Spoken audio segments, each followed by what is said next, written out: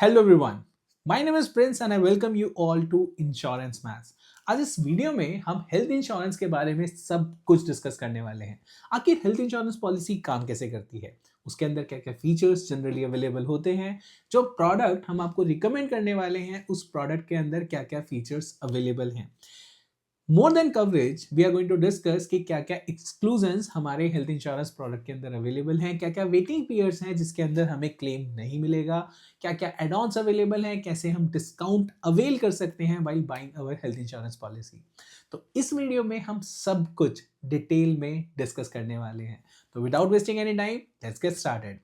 देखिए दोस्तों, कोई भी हेल्थ इंश्योरेंस पॉलिसी बहुत सिंपल तरीके से काम करती है कि अगर आपको कोई बीमारी होती है, किसी भी रीजन से इंश्योर्ड हॉस्पिटलाइज्ड होता है, देन हॉस्पिटल के सारे bill will be paid by the insurance company.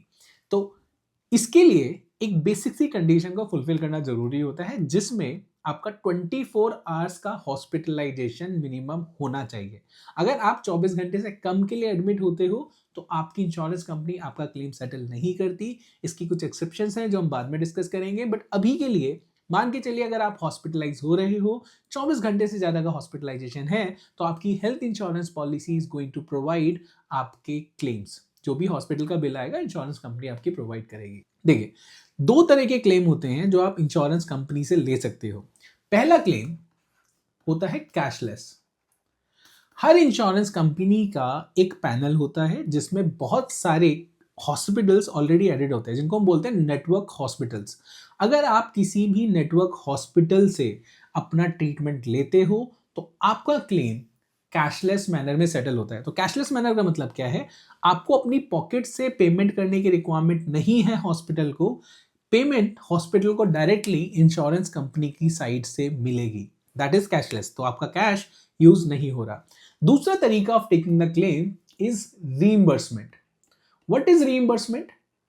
Reimbursement का मतलब है कि आप किसी ऐसे हॉस्पिटल से ट्रीटमेंट ले रहे हो जिसकी पैनल लिस्ट में आपकी इंश्योरेंस कंपनी एग्जिस्ट नहीं करती, तो आप वहां से ट्रीटमेंट ले सकते हो। आप डायरेक्टली हॉस्पिटल को पेमेंट करोगे, उनसे बिल्स लोगे, फिर उन बिल्स को सबमिट करोगे अपनी इंश्योरेंस कंपनी में, एंड इंश्योरेंस कंपनी आपके बिल्स को रीइंबर्स करके सारा का सारा पेमेंट आपके अकाउंट में ट्रांसफर करेगी। तो फिर से इसको समझ लेते हैं।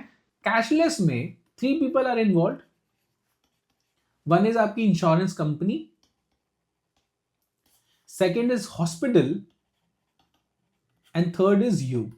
तो अगर कोई ट्रीटमेंट के लिए आप किसी हॉस्पिटल में एडमिट होते हो जो नेटवर्क हॉस्पिटल का पार्ट है, तो आप इंश्योरेंस कंपनी को प्रीमियम पे कर रहे हो, एंड इस प्रीमियम के बदले में इंश्योरेंस कंपनी आपके हॉस्पिटल को बिल्स पे करेगी। तो आप डायरेक्टली हॉस्पिटल को कोई भी पेमेंट नहीं करोगे। मतलब जो स्टार्टिंग में बेसिक एडमिशन के लिए पेमेंट करनी होती है, जब तक आपका अप्रूवल नहीं आता वही पेमेंट जाएगी, वो आपको रिफंड मिल जाती है। लेकिन इसके अलावा आपको हॉस्पिटल बिल की पेमेंट अपनी पॉकेट से नहीं करनी। दूसरा तरीका होता है रीइंबर्समेंट। रीइंबर्समेंट में आपने इंश्योरेंस कंपनी को प्रीमियम पे किया, फिर लेकिन अगर आप हॉस्पिटल से ट्रीटमेंट लेते हो जो उनके पैनल लिस्ट का पार्ट नहीं है, तो आप बिल पेमेंट करोगे हॉस्पिटल को। हॉस्पिटल आपको बिल्स प्रोवाइड करेगा। ये बिल्स आप सबमिट करोगे इंश्योरेंस कंपनी को, एंड इंश्योरेंस कंपनी आपको आपके बिल्स का रीइंबर्समेंट दे देगी। अब जो प्रोडक्ट हम डिस्कस करने वाले हैं, इसमें सबसे अच्छी चीज़ क्या है? आप भले ही कैशलेस ट्रीटमेंट लो या फिर रीइंबर्समेंट में ट्रीटमेंट लो, there is no co payment that is applicable. Co payment का मतलब क्या होता है कि अगर 100 रुपये का बिल आता है तो कैशलेस में भी आपको 100 रुपये ही सेटल होंगे। अगर रीइंबर्समेंट में आप जाते हो तब भी आपके पूरे के पूरे 100 रुपये सेटल होंगे। हम बात कर रहे हैं HDFC अर्गो के ऑप्टिमा सिक्योर प्लान के बारे में। तो हम कैशलेस में ट्रीटमेंट ले सकते हैं, 100% कवर होगा। रीइंबर्समेंट में ट्रीटमेंट ले सकते हैं, रीइंबर्समेंट में भी आपका 100% लगेगा, बट आपकी पॉकेट से पहले आपको पैसा हॉस्पिटल को पे करना पड़ेगा। अब सीधे इसकी बात करते हैं क्या क्या फीचर्स इस प्रोडक्ट के अंदर कवर्ड हैं। पहला फीचर, आप कितना सम इंश्योर्ड इस प्रोडक्ट के अंदर ले सकते हैं। तो सम इंश्योर्ड आपका 5 लाख से स्टार्ट होता है। 5 लाख से ये सम इंश्योर्ड इंक्रीज होकर आप 2 करोड़ तक का सम इंश्योर्ड इस प्रोडक्ट के अंदर ले सकते हैं। तो आपके लिए जो रिकमेंडेड है, मिनिमम 15 से 20 लाख का सम इंश्योर्ड आपको लेना चाहिए, क्योंकि अगर आप आज की डेट में 5 लाख या 10 लाख का ले रहे हो, कल को आपको अपना सम इंश्योर्ड इंक्रीज कराना है इन्फ्लेशन की वजह से, क्योंकि एक्सपेंसेस मेडिकल कॉस्ट बढ़ रही है। 14 से 15% का इन्फ्लेशन मेडिकल एक्सपेंसेस में हमने देखा है पिछले 5 से 7 सालों में, तो बाद में जब आप बढ़ाने के लिए जाओगे तो फिर से फ्रेश वेटिंग पीरियड से एप्लीकेबल होंगे, फिर अंडरराइटिंग वापस से होगी क्योंकि आप मेडिकली फिट एंड फाइन होने चाहिए फ्यूचर में उसको इंक्रीज कराने के लिए। And again it doesn't cost a very big amount. ऐसा नहीं है कि 10 लाख की पॉलिसी अगर मुझे 10,000 कॉस्ट करती है तो 20 लाख की हेल्थ इंश्योरेंस पॉलिसी मुझे 20,000 कॉस्ट करेगी। Incremental cost is very minimum, मतलब 10 लाख की पॉलिसी अगर 10,000 कॉस्ट करती है तो 20 लाख की पॉलिसी प्रोबेबली ओनली 12,000 रुपए कॉस्ट करेगी, नॉट मोर देन दैट। इसीलिए इट इज रिकमेंडेड कि आप मिनिमम सम इंश्योर्ड बेसिस पे 15 से 20 लाख का सम इंश्योर्ड स्टार्टिंग में ऑप्ट करो, जो with bonuses and everything increase होकर एक डिसेंट अमाउंट हो जाएगा, ताकि आपको हेल्थ के पर्सपेक्टिव से कुछ भी सोचने की रिक्वायरमेंट ना पड़े। Second is hospitalisation expenses. जैसा मैंने बताया कि जो भी हॉस्पिटलाइजेशन होगा, अगर आप मिनिमम 24 आवर्स के लिए हॉस्पिटलाइज होते हो तो आपके हॉस्पिटल के bills will be paid by the insurance company. इसके एक एक्सेप्शन है, हम ही डिस्कस करने वाले हैं थोड़ी देर में। अब नाउ रूम रेंट। अब देखिए, मोस्टली पॉलिसी जो कॉर्पोरेट प्रोवाइड करता है उसके अंदर सबसे बड़ा ड्रॉबैक ये होता है कि उनके अंदर रूम रेंट कैपिंग होती है। जब मैं बोल रहा हूँ रूम रेंट कैपिंग, मतलब अगर आपकी पॉलिसी लेट से 5 लाख की है एंड आप जिस हॉस्पिटल में एडमिट होते हैं उसमें सिंगल एसी प्राइवेट रूम का खर्चा 10,000 रुपए दिन का है, तो आपकी इंश्योरेंस पॉलिसी जो कॉर्पोरेट इंश्योरेंस पॉलिसी है वो पर डे आपको सिर्फ 5,000 रुपए पे करेगी। और सिर्फ यही नहीं, आपके जितने दूसरे एक्सपेंसेस हैं उसमें भी 50% का पेमेंट ही आपकी कॉर्पोरेट पॉलिसी करेगी। जो पॉलिसी अगेन एचडीएफसी या एचडीएफसी ऑप्टिमा सिक्योर प्लान के अंदर आपके रूम रेंट पे या आईसीयू रूम रेंट पे कोई भी कैपिंग नहीं है। आप एंटाइटल्ड हो कोई भी रूम लेने के लिए, सिंगल एसी प्राइवेट रूम ले सकते हो, डिलक्स रूम चाहिए वो भी ले सकते हो। There is no capping. 10,000 का कमरा आता है, 20,000 का कमरा आता है, as per your sum insured you will be entitled to take any kind of room. There is no capping here. That is one of the biggest benefit because majority health insurance companies या health insurance product जो market में exist करते हैं उनके अंदर single AC private room तक की capping available होती है। आप उसके अपग्रेडेड रूम्स को नहीं ले सकते। तो इसके अंदर आपको पूरे के पूरे रूम्स अवेलेबल हैं, सारे के सारे रूम्स अवेलेबल हैं। जो भी रूम की कॉस्ट होगी वो सारी की सारी will be borne by the company without any exception. Now coming to the AYUSH treatment. So again, जब भी हम हॉस्पिटलाइजेशन की बात करते हैं हमारे दिमाग में सिंपल जाता है कि मैक्स में एडमिट होना है, मेदांता में एडमिट होना है, या फिर किसी बड़े हॉस्पिटल चेन में एडमिट होना है। But there are some people जिनको एलोपैथिक ट्रीटमेंट नहीं लेना बट इनको आयुर्वेदिक ट्रीटमेंट लेना होता है, जिनको होम्योपैथिक ट्रीटमेंट लेना होता है। बहुत सारे सेंटर्स इंडिया के अंदर एग्जिस्ट करते हैं जिसमें जाकर के लोग ये ट्रीटमेंट्स फॉलो करते हैं। किसी को बैक पेन में प्रॉब्लम है तो वो सर्जरी करा सकता है, या फिर वो आयुर्वेदिक ट्रीटमेंट ट्राई कर सकता है जिसके अंदर वो वहाँ पे जाके रहेगा 10 से 15 दिन, उनका डाइट फॉलो करेगा, एक्सरसाइजेस फॉलो होंगी, मसाज वगैरह होंगी, एंड उससे उसको बैक पेन में काफ़ी रिलीफ मिल जाता है। तो इस पॉलिसी के अंदर आपके आयुष ट्रीटमेंट, आयुष मतलब आयुर्वेदिक ट्रीटमेंट, योगा, नेचुरोपैथी, यूनानी, सिद्धा एंड होम्योपैथी, सारे के सारे ट्रीटमेंट्स कवर्ड हैं। सिर्फ एलोपैथी के लिए ये लिमिटेड नहीं है। तो आपके सारे के सारे up to sum insured covered हैं। अगेन मल्टीपल प्रोडक्ट एग्जिस्ट करते हैं मार्केट में जो आयुष ट्रीटमेंट तो कवर करते हैं, बट उसमें कैपिंग होती है कि 25,000 या 50,000 तक का ही ट्रीटमेंट हम आपको देंगे, इसके बियॉन्ड नहीं देंगे। बट इसके अंदर जितना भी सम इंश्योर्ड आपने लिया है उतने तक के क्लेम के बिल्स आपके पेड बाय द कंपनी होगी। बट अगेन कंडीशन का ध्यान रखना है, same conditions are applicable. Minimum 24 hour का हॉस्पिटलाइजेशन होना चाहिए, और जिस हॉस्पिटल से आप ट्रीटमेंट ले रहे हो वो हॉस्पिटल रजिस्टर्ड हॉस्पिटल होना चाहिए, जिसके अंदर बेड का क्राइटेरिया फॉलो होना चाहिए। 10 से 20 बेड का जो क्राइटेरिया होता है वो अवेलेबल है। ऐसा नहीं है किसी भी लोकल क्लिनिक में जाके आप अपना ट्रीटमेंट ले लो और उसके बाद उसको रिइंबर्समेंट में फाइल करो कि उनको ट्रीटमेंट मिल जाएगा। नहीं, रजिस्टर्ड हॉस्पिटल होना चाहिए, डिसेंट काइंड ऑफ हॉस्पिटल होना चाहिए, एंड आपको आपका क्लेम मिलेगा। तीसरा, प्री एंड पोस्ट हॉस्पिटलाइजेशन। अब अगेन पहले समझ लेते हैं प्री एंड पोस्ट हॉस्पिटलाइजेशन होता क्या है। ठीक है, जब भी कोई क्लेम आता है तो दो तरह के क्लेम होते हैं, प्लान्ड सर्जरी होता है या प्लान्ड हॉस्पिटलाइजेशन होता है, अनप्लान्ड हॉस्पिटलाइजेशन होता है। फॉर एग्जांपल आज की डेट में लेट से मुझे स्टमक पेन होता है, स्टमक पेन हुआ, मैं डॉक्टर के पास गया, मैंने डॉक्टर में पहले ओपीडी में उसको बिल पे किया, उसका कंसल्टेशन फी पे किया, डॉक्टर ने रिकमेंड किया कि आप अल्ट्रासाउंड कराइए। मैंने अल्ट्रासाउंड कराया, अगेन मैंने अल्ट्रासाउंड की फीस पे करी, एंड अल्ट्रासाउंड की फीस के बाद मैं अगेन अल्ट्रासाउंड की रिपोर्ट लेकर के डॉक्टर के पास गया, डॉक्टर ने फिर मुझे ओपीडी चार्ज किया, एंड डॉक्टर ने अल्ट्रासाउंड देखने के बाद बोला कि आपको स्टोन है और इसकी सर्जरी करनी पड़ेगी। अब सर्जरी आप कल कर सकते हैं, 1 महीने बाद कर सकते हैं, 15 दिन के बाद कर सकते हैं। तो लेट्स से डॉक्टर ने बोला 1 महीने के बाद सर्जरी करेंगे, लेकिन 1 महीना मेडिसिन ट्राई करके देखते हैं क्या पता मेडिसिन से सही हो जाए। तो 1 महीने तक मैंने मेडिसिन भी खाई, अब ये सारा का सारा again it is a part of my expense, hospitalisation नहीं हुआ है बट ये सारा का सारा मेरा एक्सपेंस का मीटर यहीं से चालू हो गया।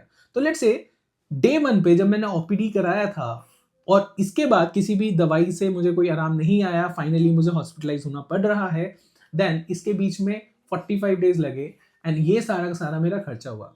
अब इसी प्रॉब्लम के लिए अगर मैं हॉस्पिटलाइज्ड होता हूं तो ये हॉस्पिटलाइजेशन से पहले का जो भी खर्चा हुआ है it is called as pre hospitalisation expense. तो मतलब हॉस्पिटलाइजेशन की डेट से पहले के 60 दिन जो भी मेरा एक्सपेंस हुआ है उसको मैं रीइंबर्समेंट में फाइल कर सकता हूं कंपनी के।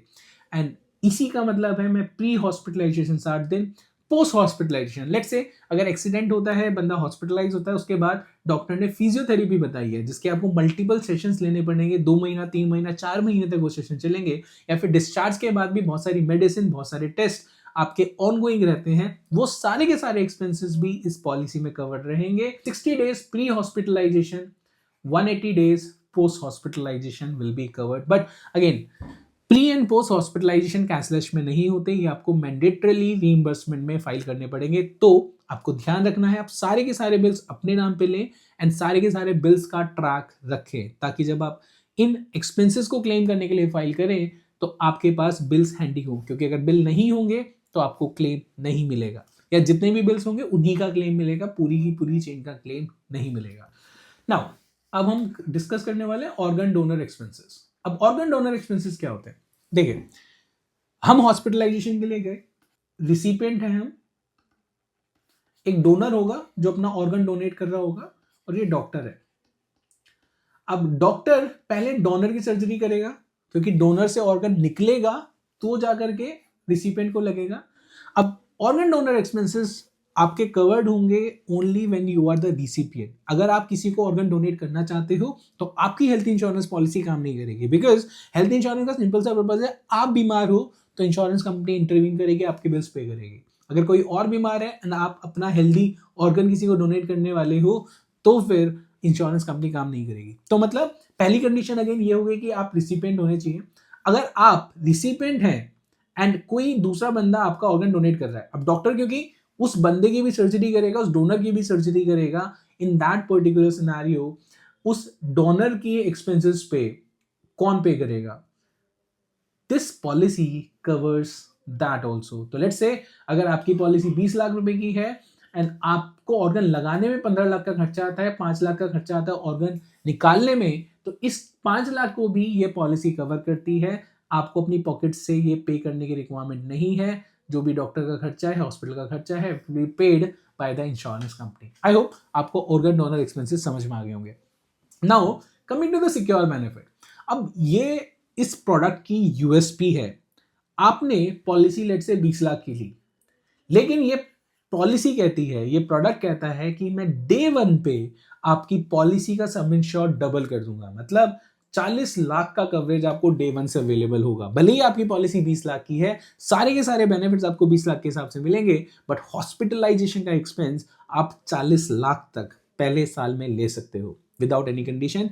बेस पॉलिसी का 2x कवर आपको डे 1 से इस पॉलिसी के अंदर मिल जाता है। दूसरा, प्रोटेक्ट बेनिफिट। प्रोटेक्ट बेनिफिट क्या होता है? बहुत सारे ऐसे एक्सपेंसेस होते हैं जो इंश्योरेंस कंपनीज कवर नहीं करती, जो मेडिकल एक्सपेंसेस नहीं होते। लेट्स से कि आपका पीपीई किट जो डॉक्टर पहनते हैं, ग्लव्स का कॉस्ट, मास्क का कॉस्ट, क्योंकि ये सर्टेन नहीं किया जा सकता कि कितना उसमें एक्चुअली में यूज हुआ है किसी भी सर्जरी को करने में। तो ये सारे के सारे एक्सपेंसेस ये पॉलिसी बाय डिफॉल्ट कवर करती है। इसके लिए आपको कोई भी अलग से सेपरेट एड ऑन की रिक्वायरमेंट नहीं है। बाय डिफॉल्ट इनको नॉर्मल टर्म में कंज्यूमेबल्स भी बोला जाता है। तो consumables are covered in the policy. Third is plus benefit. अब प्लस बेनिफिट क्या है? कंपनी आपको लॉयल्टी प्रोवाइड करती है क्योंकि आप पॉलिसी कंटिन्यूएशन में रखते हो। तो let's say again take an example of 20 lakh. आज की डेट में मैंने 20 लाख का पॉलिसी लिया, डे 1 पे ही मेरा पॉलिसी का सम इंश्योर्ड इंक्रीज करके 40 लाख कर दिया गया। बट अगले साल जैसे ही मैं पॉलिसी रिन्यू कराऊंगा, ये 20 लाख का sum insured will increase by 50% more. तो सेकेंड ईयर में my sum insured will be 50 lakh, क्योंकि 2x जो हुआ था ये कंटिन्यू रहेगा। 10 लाख का एडिशन बेस पॉलिसी के ऊपर होगा जो 50% इंक्रीज हो जाएगा, तो 50 लाख हो जाएगी सेकेंड ईयर में पॉलिसी। एंड थर्ड ईयर में this policy will again increase by 50% which is 60 lakh. So मतलब 2 साल में आप क्लेम लेते हो या नहीं लेते हो, इररिस्पेक्टिव ऑफ दैट आपकी 2 साल के बाद 20 लाख की पॉलिसी बन जाएगी 60 लाख की। अप टू 60 लाख का क्लेम आप अक्रॉस ऑल मेंबर्स ले सकते हो फ्रॉम द इंश्योरेंस कंपनी। तो again that is why I said कि अगर 15 लाख या 20 लाख की आपका पॉलिसी लेते हो तो 2 से 3 साल में पॉलिसी का सम इंश्योर्ड इतना हो जाता है कि आपको दोबारा सोचने की रिक्वायरमेंट नहीं पड़ेगी कि हमें ये सम इंश्योर्ड इंक्रीज कराना चाहिए, नहीं कराना चाहिए। तो that is plus benefit for you. Restore benefit क्या होता है? लेट्स से अगेन मैंने 20 लाख का पॉलिसी लिया, वो 20 लाख का पॉलिसी 40 लाख डे वन पे हो गया, बट लेट्स से मेरा कोई बड़ा क्लेम आता है, 40 लाख एक मेंबर ने एग्जॉस्ट कर लिया। उसके बाद दूसरे मेंबर के लिए क्या होगा, या सेम मेंबर दोबारा उसी साल के अंदर अगर एडमिट होता है तो उस मेंबर के केस में this feature will come handy and this restore benefit will help that person. तो रीस्टोर बेनिफिट का मतलब क्या है?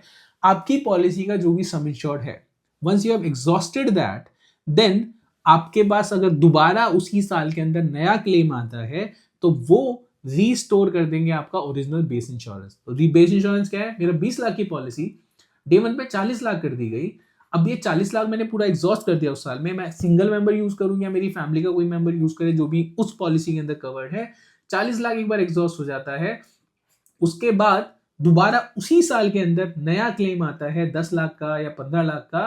तो what this restore benefit says is कि मैं आपको अप टू 20 लाख्स, क्योंकि मेरी बहुत बेस पॉलिसी 20 लाख्स पे थी, तो जैसे मैंने स्टार्टिंग में बताया आपका सम इंश्योर्ड इंक्रीज हो रहा है due to XYZ factors, but सारे के सारे बेनिफिट्स आपके लिंक होते हैं with the base sum insured.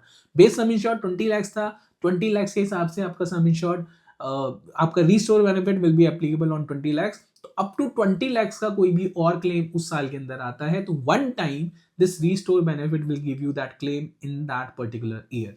I hope this is also clear. And again हमको सभी को पता है कि जब भी कोई इमरजेंसी हॉस्पिटलाइजेशन होता है, एम्बुलेंस का रिक्वायरमेंट पड़ता है, एक हॉस्पिटल से दूसरे हॉस्पिटल में शिफ्ट कराने के लिए भी एम्बुलेंस का रिक्वायरमेंट पड़ता है, तो रोड एम्बुलेंस में अप टू सम इंश्योर्ड आपको मिल जाएगा। अगर एयर एम्बुलेंस के लिए थ्रू मूवमेंट करनी है, एक सिटी से दूसरी सिटी में एयर एम्बुलेंस के थ्रू आपको ट्रांसफर लेना है, तो उसमें कैपिंग है 5 लाख रुपए आप एक साल में इसके अंदर अवेल कर सकते हो, not beyond 5 lakh. Daily cash for share accommodation, again देखिए जब हम हॉस्पिटलाइज होते हैं तो मल्टीपल ऑप्शंस हॉस्पिटल वाले हमको प्रोवाइड करते हैं। तो पहला ऑप्शन होता है कि आप शेयरिंग का रूम ले लीजिए, लेकिन everyone want single AC private room. Single AC private room का खर्चा ज़्यादा होता है, साथ में डिलक्स रूम भी लेते हैं लोग, उसका खर्चा और ज़्यादा होता है। तो इंश्योरेंस कंपनी आपको इंसेंटिव प्रोवाइड करती है, उन्हें पता है कि उनको क्लेम तो देना ही है क्योंकि आप हॉस्पिटलाइज हो गए।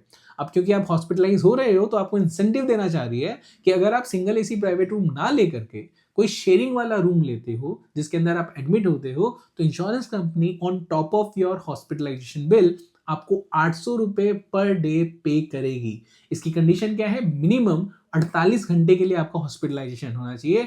800 रुपए पर डे के हिसाब से जितने भी दिन आप हॉस्पिटलाइज रहते हो वो आपको पे करेगी। तो उनके लिए बेनिफिट है। कैसे बेनिफिट है? लेट्स से आपका शेयरिंग का रूम आ रहा है 8,000 रुपए का, आपका सिंगल एसी प्राइवेट रूम है 12,000 रुपए का। आप जस्ट 800 रुपए लेने के लिए 12,000 वाला रूम ना चूज करके 8,000 वाला रूम चूज करते हो, तो they are going to save 4,000 rupees daily on the expense जो उनको हॉस्पिटल में पे करना पड़ेगा। 4,000 बचा रहे हैं, आपको 800 रुपए दे रहे हैं क्योंकि आपको भी बेनिफिट मिल रहा है। Again just an example, I am not saying कि 8,000 और 12,000 का कमरा आता है, but I am trying to say is कि उनका बेनिफिट ज्यादा है, 800 रुपए आपको देंगे क्योंकि आपने शेयरिंग का रूम लिया। ये मल्टीपल रीजन की वजह से हो सकता है। सिंगल एसी प्राइवेट रूम अगर किसी हॉस्पिटल में है ही नहीं एंड उसमें आप मैंडेटरली ट्विन शेयरिंग रूम में एडमिट होना पड़ रहा है, तो बाय डिफॉल्ट आपके पास ये बेनिफिट है जो आपको मिल जाएगा। आपका एक्स्ट्रा का कोई खर्चा होता है आने जाने का, वो उससे कवर कर सकते हो, but irrespective of that they going to pay you 800 rupees per day.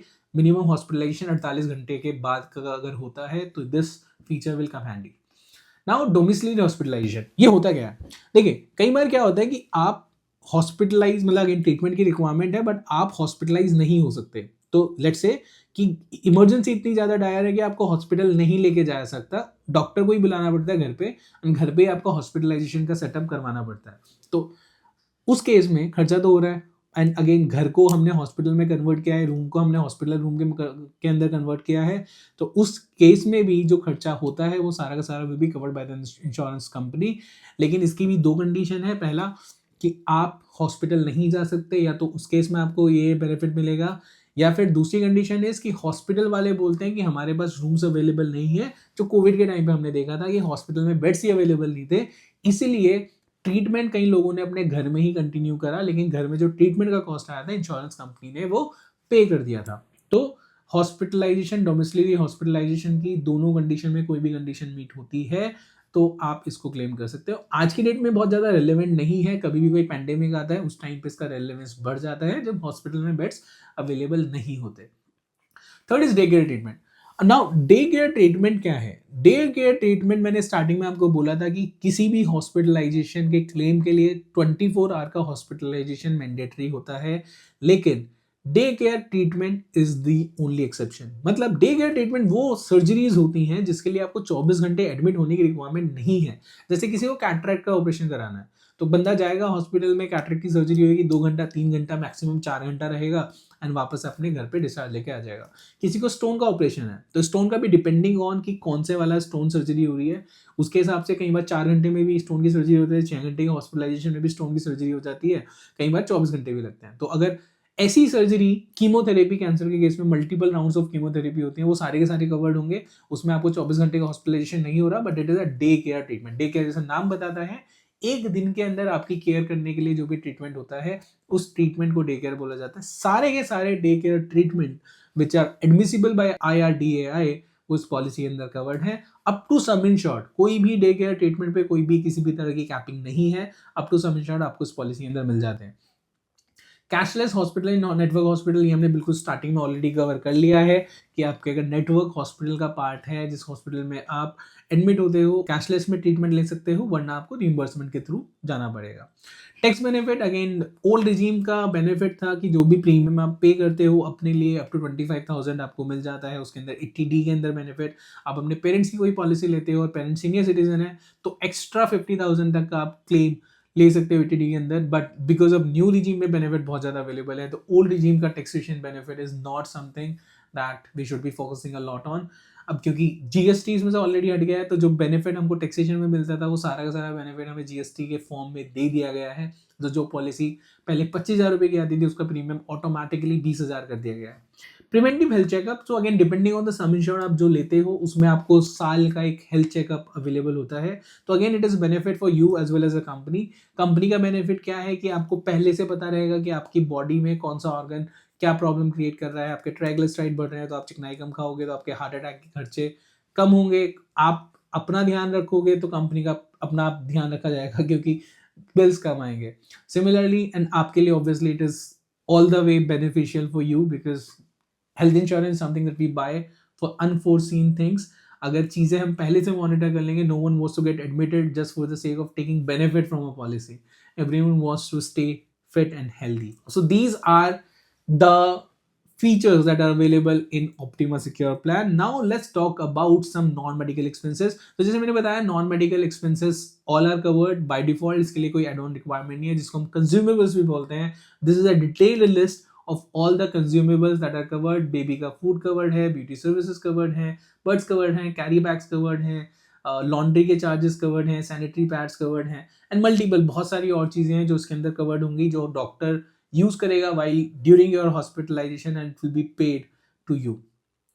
Now coming to the waiting period वाला पार्ट, तो अब देखिए ऐसा नहीं है कि आज की डेट में हॉस्पिटलाइजेशन हुआ एंड कल को आपका क्लेम आता है तो कंपनी बोलेगी हाँ ठीक है आपने हमसे पॉलिसी ली थी और आज आप क्लेम लेने के लिए जा रहे हो तो आप कर सकते हो। तो मुझे बहुत कॉल्स ऐसी आती हैं जिसमें द पर्सन सेज कि प्रिंस एक हेल्थ इंश्योरेंस चाहिए and again when ever person ask himself कि मुझे हेल्थ इंश्योरेंस चाहिए, माय सेकंड क्वेश्चन इज कोई प्रॉब्लम हो गई है क्या, कोई प्रॉब्लम डायग्नोज हुई है क्या। तो उनको कई बार ऐसा होता है कि नहीं हॉस्पिटलाइज होने के लिए जा रहे थे, आप हेल्थ इंश्योरेंस दे दो, हेल्थ इंश्योरेंस से क्लेम मिल जाएगा। ऐसा बिल्कुल भी नहीं होता। हेल्थ इंश्योरेंस कंपनी क्लेम तब देती है जब आपने पॉलिसी ली है, आप फिट एंड फाइन हो। अगर आपको कोई प्रॉब्लम ऑलरेडी डायग्नोज हो गई है तो आपको इंश्योरेंस कंपनी को बताना पड़ेगा, फिर इंश्योरेंस कंपनी डिसाइड करेगी कि आपको वो पॉलिसी दे सकती है या नहीं। क्या क्या वेटिंग पीरियड एग्जिस्ट करते हैं इंश्योरेंस पॉलिसी के अंदर वो समझ लेते हैं। 3 तरह के वेटिंग पीरियड्स होते हैं। पहला वेटिंग पीरियड है प्री एग्जिस्टिंग डिजीज का, मतलब आज की डेट में मुझे कोई प्रॉब्लम ऑलरेडी एग्जिस्ट करती है जब मैं पॉलिसी लेने के लिए जा रहा हूँ। इट कैन बी स्टोन का problem, it can be cataract, it can be any other problem. किसी को अस्थमा है, किसी का टीबी का डायग्नोसिस है, किसी को किडनी के रिलेटेड प्रॉब्लम थी, किसी का फैटी लीवर है, किसी को किसी को कोई भी दिक्कत है, किसी भी तरह की अगर आपको दिक्कत आज की डेट में एग्जिस्ट करती है, आपको कंपनी को डिस्क्लोज करना पड़ेगा कि ये प्रॉब्लम मुझे एग्जिस्ट करती है। फिर कंपनी डिसाइड करेगी कि वो उस कंडीशन के बेसिस पे आपको क्लेम दे सकती है या नहीं। अगर देगी तो लोडिंग के साथ देगी, विदाउट लोडिंग देगी। इन वट सिनेरियो जो भी प्रॉब्लम आपने डिस्क्लोज करी on day 1 to the insurance company, उसके ऊपर 3 साल का वेटिंग पीरियड होगा। मतलब 3 साल के अंदर अंदर अगर उस प्रॉब्लम से रिलेटेड कोई भी क्लेम आता है तो कंपनी उस क्लेम को सेटल नहीं करेगी। As simple as that. Second is 30 दिन तक कोई भी क्लेम एडमिसिबल नहीं होगा from the date of taking the policy. Let's say आज की डेट में मैं फिट एंड फाइन हूं, मैंने कोई प्रॉब्लम बताई है नहीं बताई, that is a separate chapter. But let's say मैं फिट एंड फाइन हूं, मैंने पॉलिसी ले ली, 7 दिन के बाद मुझे बुखार हो जाता है, 7 दिन के बाद मुझे बुखार होता है तो मैं हॉस्पिटल में एडमिट होता हूं। Insurance company will not settle this claim. तो इसको बोलिए 30 दिन का वेटिंग पीरियड है आपके पॉलिसी लेने के डेट से। With in the next 30 days किसी भी तरह का हॉस्पिटलाइजेशन, चाहे वो हार्ट अटैक हो, चाहे वो कैंसर हो, चाहे कुछ भी हो, एडमिसिबल नहीं होगा। इसकी ओनली एक्सेप्शन इज एक्सीडेंट। तो बिकॉज एक्सीडेंट बताकर नहीं होते, आज मैंने पॉलिसी ली, 2 दिन के बाद एक्सीडेंट हो जाता है, तो वो क्लेम पूरा का पूरा एडमिसिबल है and company will settle that claim. तो वी हैव टू अंडरस्टैंड कि हाउ इट इज वर्किंग, कि हमारा कोई भी हॉस्पिटलाइजेशन कवर्ड नहीं होगा for the next 30 days except for the fact if the claim is due to accident and accidental injury. And obviously मतलब just to add some more thing, dental treatment policy के अंदर covered नहीं होते। Dental treatment अगर accident की वजह से हो रहा है तो कवर्ड होगा, ये हमको समझना होगा। नेचुरल जो प्रॉब्लम्स आती हैं, विद एज जो प्रॉब्लम्स आती हैं रिलेटेड टू डेंटल, वो पॉलिसीज कवर्ड नहीं करती हैं। एक्सीडेंट में अगर दांत टूट जाते हैं, सर्जरी होती है या कुछ भी इम्प्लांट्स होने होते हैं, वो सारे के सारे will be covered in the insurance policy. Now there is a standard waiting period का list which is for 2 years। जैसे स्टोन से रिलेटेड सर्जरी होती है, हर्निया के रिलेटेड सर्जरी होती है, अपेंडिक्स के रिलेटेड सर्जरी होती है, कैटरेक्ट हो गया, जॉइंट रिप्लेसमेंट हो गया, ऐसी बहुत सारी सर्जरीज ऐसी होती हैं तो 2 साल तक इंश्योरेंस कंपनी कवर करती नहीं है, इर्रेस्पेक्टिव ऑफ आपको पहले से थी या नहीं थी। पहले से थी तो आपको बतानी पड़ेगी, पहले से नहीं थी और 2 साल के अंदर डायग्नोज हो जाती है, उसकी सर्जरी आपको करानी होती है, तो insurance company will not cover. इसका सिंपल सा लॉजिक है, IRDAI कहता है ये ऐसी प्रॉब्लम्स हैं जिनको एसर्टेन नहीं किया जा सकता कि आपको पॉलिसी लेने के टाइम पे थी या उसके बाद में डायग्नोज हुई, क्योंकि इन प्रॉब्लम में कभी भी बहुत अर्जेंसी वाली सिचुएशन के लिए सर्जरी नहीं होती। मतलब किसी को कैटरैक्ट है तो आज सर्जरी करा ले, 3 महीने बाद करा ले, 4 महीने बाद कराए, 6 महीने बाद कराए, बहुत ज़्यादा डिफरेंस क्रिएट नहीं होता। सिमिलरली किसी को स्टोन की प्रॉब्लम ऑलरेडी एग्जिस्ट करती है, स्टोन है, वो उसको पेन नहीं हो रहा तो वो 3 महीना, 6 महीना, साल भर, 1.5 साल तक वो खींच लेता है उसको। तो 2 साल is a standard waiting period. They believe किसी को ऑलरेडी प्रॉब्लम होगी तो 2 साल के अंदर वो खुद से सर्जरी करा लेगा एंड 2 साल के बाद दे विल कवर। तो again we can always debate क्यों है क्यों नहीं है, but this is how it is. 2 साल तक सर्टेन सेट ऑफ प्रॉब्लम्स के लिए ये पॉलिसी आपको क्लेम पे नहीं करेगी, 2 साल के बाद ही प्ले करेगी, which is another reason why one should be getting the insurance product as soon as possible, as soon as they understand the requirement of insurance। क्योंकि जितना जल्दी आप पॉलिसी लोगे उतना जल्दी ये 2 साल का वेटिंग पीरियड खत्म होगा एंड आप हर तरह के हॉस्पिटलाइजेशन के लिए एलिजिबल रहोगे क्लेम लेने के लिए। सो आई होप तीनों वेटिंग पीरियड आपको क्लियर हो गए हैं। 3 साल का waiting period on pre existing disease, 30 दिन का waiting period on any hospitalisation due to an accident and 2 साल का waiting period across specified illnesses. ये स्पेसिफाइड इलनेसेस कौन कौन सी हैं इसकी लिस्ट भी मैं अभी आपको प्रोवाइड करूंगा। नाउ देयर आर 2 एड-ऑन्स जो इसके अंदर अच्छे हैं, जो आपको लेने चाहिए। बहुत सारे एड-ऑन्स और हैं but again we do not recommend getting into those add ons. There are 2 add ons जिसके साथ आपका experience in terms of claim काफ़ी बेटर हो जाता है, काफ़ी एक्स्ट्रा बेनिफिट आपको ये प्रोवाइड कर देता है। पहला है डायबिटीज़ है, कोलेस्ट्रॉल हाई है, ब्लड प्रेशर है या फिर अस्थमा है, जिसको हम ABCD बोलते हैं। अगर आपको इनमें से कोई भी प्रॉब्लम है तो आपको ये एड ऑन लेना है। इस एड ऑन लेने के बाद आपका जो 3 साल का वेटिंग पीरियड है ये रिड्यूस होकर के आपका 1 महीने के बाद से ये प्रॉब्लम्स भी आपकी कवर हो जाएंगी। इन प्रॉब्लम की वजह से कोई क्लेम आता है तो वो भी 30 दिन के बाद आपको मिलने लग जाएगा। तो ये एड ऑन उन्हीं के लिए है जिनको ऑलरेडी प्री एग्जिस्टिंग कंडीशंस हैं, इन चारों में से कोई भी। इन चारों के अलावा कोई तीसरी, मतलब इन चारों के अलावा कोई 5वीं या 6ठी प्री एग्जिस्टिंग कंडीशन है, उसके लिए again we have to disclose and we have to go with the 3 year का waiting period. But if not then we can cover these. जो जनरली होता है लोगों को बीपी की प्रॉब्लम है, डायबिटीज की प्रॉब्लम है, एक छोटा सा एक्स्ट्रा प्रीमियम दे करके आप अपना वेटिंग पीरियड रिड्यूस करा सकते हो एंड आपका कवरेज 30 दिन के बाद से चालू कर सकते हो। Second is unlimited restore. So हमने अगेन पिछले वाली स्लाइड में देखा था कि इनका एक फीचर है रिस्टोर बेनिफिट। तो मैंने बोला था कि रिस्टोर बेनिफिट वर्क्स जब आपका base sum insure totally exhaust हो जाता है, तो once in a year by default available है, but if you want to make it unlimited times I will be able to take claim in that policy year. Let's say 20 lakh की policy है, 40 लाख की हो गई, अब मैंने 40 लाख एग्जॉस्ट कर लिया, उसके बाद मेरा 10 लाख का क्लेम आता है, तो मेरे पास 20 लाख का रिस्टोर बेनिफिट अवेलेबल है, उससे मैं यूज कर लूंगा। लेकिन फिर अगर 20 लाख का क्लेम आता है तो मेरे इसमें सिर्फ 10 लाख बचे हैं, I will not be able to use it. तो मुझे ये जितनी बार भी मेरे 20-20 लाख का क्लेम आए, once I have exhausted my base insurance, then वो सारे के सारे क्लेम एडमिसिबल रहे, तो I can take this add on. Which is it doesn't cost a fortune, again बहुत छोटा सा प्रीमियम जाता है अनलिमिटेड रिस्टोर का राइडर ऑप्ट करने में, but it gives you a lot of mental peace because you know एक साल में अगर 10 भी क्लेम आएंगे, वो 10 के 10 claim up to my sum insured, initial sum insured will be covered once I exhausted my base insured. तो अगर बेस पॉलिसी काफी बड़े अमाउंट के आपने ऑलरेडी ले लिया, 25 लाख ले लिया, 25 लाख बाय डिफॉल्ट आपका 50 हो जाएगा, 50 के बाद वो 75 तक चला जाएगा, तो आपको इस राइडर को अवॉइड भी कर सकते हो कि 75 लाख का सम इंश्योर्ड एग्जॉस्ट करना इन अ सिंगल ईयर अपने आप में एक बड़ा चैलेंज है। बहुत बड़ी प्रॉब्लम होनी पड़ेगी बॉडी के अंदर कि वो 75 लाख एग्जॉस्ट हो, but again it is all about mental peace. आपको पीस मिलता है एक्स्ट्रा सम इंश्योर्ड लेने से, तो ले लीजिए, नहीं है तो आप अवॉइड कर सकते हो, but these are the only 2 rider that are recommended. इसके बियॉन्ड जो भी राइडर्स हैं उनको we can safely ignore. Discount क्या है? तो अगेन जब भी हम पॉलिसी लेने के लिए जाते हैं तो health insurance is a annual contract. जब भी हम पॉलिसी लेते हैं जितने भी साल के लिए लेंगे उतने साल का कॉन्ट्रैक्ट बन जाएगा। तो इसमें होता क्या है कि आप 1 साल की पॉलिसी ले सकते हैं, 1 साल का प्रीमियम पे कर सकते हैं। आप 2 साल की पॉलिसी ले सकते हैं, 2 साल का प्रीमियम पे करके। आप 3 साल की मैक्सिमम ईयर की पॉलिसी ले सकते हैं, 3 साल का एक साथ प्रीमियम पे करके। अगर आप 2 साल की पॉलिसी एक साथ लेते हैं तो आपको दोनों पॉलिसी ईयर्स पे 7.5% का डिस्काउंट मिल जाता है। अगर 3 साल का एक साथ पे करते हैं तो ओवरऑल प्रीमियम पे आपको 10% का डिस्काउंट मिल जाता है। तो सिर्फ यही डिस्काउंट नहीं है, और मल्टीपल डिस्काउंट्स हैं। वो मल्टीपल डिस्काउंट्स क्या क्या हैं कि अगर आपका प्रीमियम इंश्योरेंस कंपनी इंक्रीज करती है at the time of your renewal, 3 साल का आपने एक साथ ले लिया, तो insurance company will not be able to increase your premium for the next 3 years. And historically हमने देखा है इंश्योरेंस कंपनी हर 1 साल में, हर 2 साल में अपना प्रीमियम इंक्रीज करती है, क्योंकि उनकी डायग्नोस्टिक कॉस्ट बढ़ रही है, हॉस्पिटल के चार्जेस बढ़ रहे हैं, तो उनको ज़्यादा पे करना पड़ रहा है for the same set of surgery. 5 साल पहले जो सर्जरी 2 लाख की होती थी, आज की डेट में वही सर्जरी 4 से 5 लाख की होती है। तो इंश्योरेंस कंपनी को अगर पैसा ज़्यादा देना पड़ेगा हॉस्पिटल को for your treatment, they will ask for a higher premium. And इसीलिए जितने ज़्यादा सालों के लिए आप अपना प्रीमियम लॉक कर सकते हो उतना ज़्यादा बेनिफिशियल रहता है फॉर यू।